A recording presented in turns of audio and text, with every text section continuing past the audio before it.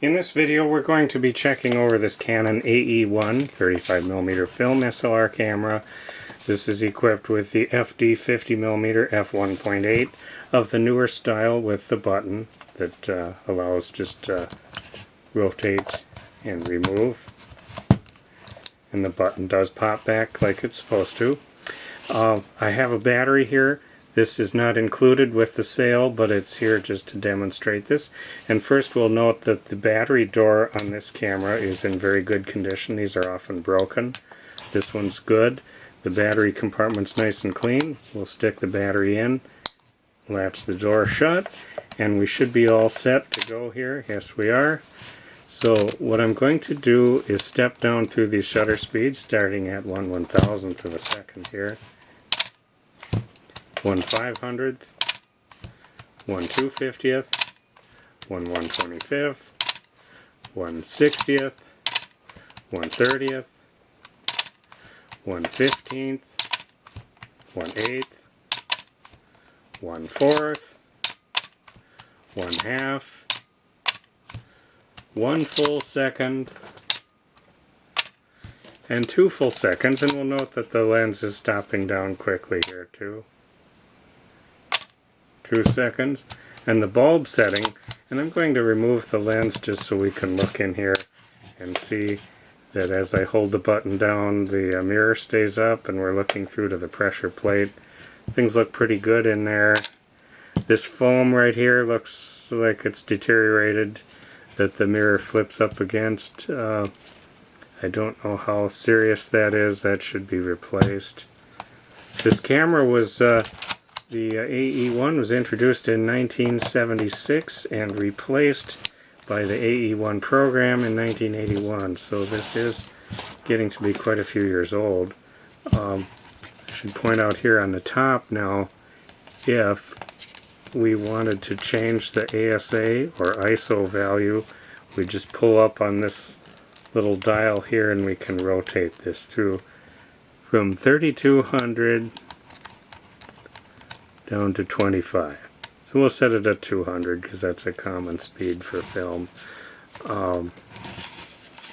I thought I would take the lens off here and then just look at that a little bit. The focus is very smooth, a nice damp that feels really good. Nice clicks on the aperture ring, and this does also feature the locking A setting if you want to use that for probably not so much on this camera, but on others. I think that's used for the program mode. Or is it actually on this one too? This one is a shutter priority camera, and so if you pick a shutter speed, it will pick an aperture. And I saw that it just picked a different one by having it on the locked A setting, where if I do at 30th of a second here, we can see it wants to stop way down, and then as it's darker here, and if we speed this way up here, it's much wider. So that is working. One thing I was going to say about the lens, I have looked through this and I can see even right here there's some kind of spotting on the inside of the rear lens, and when I look down through with a LED flashlight shining through it when it's on the camera and it's set on bulb and at full aperture, a whole lot of little spots just light up.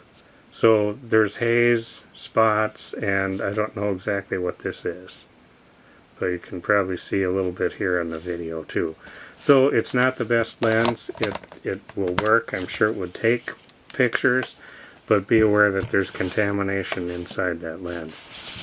If we open up the back here, and let's flip up the crank too, we can see it's got a good rewind crank, nice metal one, and let's watch the shutter curtains advance. Those are in good shape.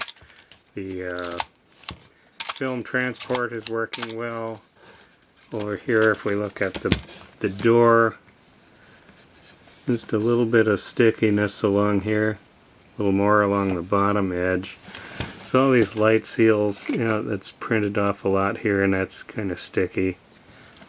So all those light seals should be replaced. All that foam should be replaced, including the foam above the mirror. But other than that, it's in pretty good shape. It looks pretty good. Even the bottom, there's not a lot of denting around the tripod socket. There's some scratching, hunting for that, I suppose. It has this Canon branded strap and a little place to store an extra battery if you're going to take one with you. The special type of battery that fits this camera, there's room to put one in this little strap holder. That will not be included, but I'm just demonstrating that. I didn't demonstrate the self-timer, so we will do that just to make sure that there's no problem with that. So the battery back in.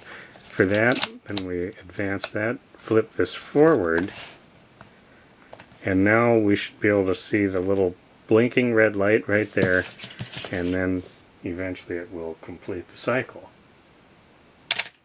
And there we have it.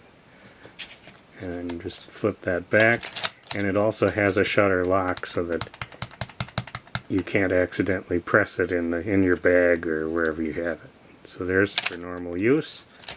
And it does have this lens stop down feature if we have it stopped down to a certain level, and it actually will lock on if you wanted to.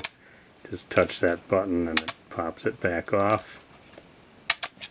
So all in all, a reasonably nice example of the AE1. Certainly the body, it needs light seals and foam, and the lens has some haze and dust and other contamination down inside.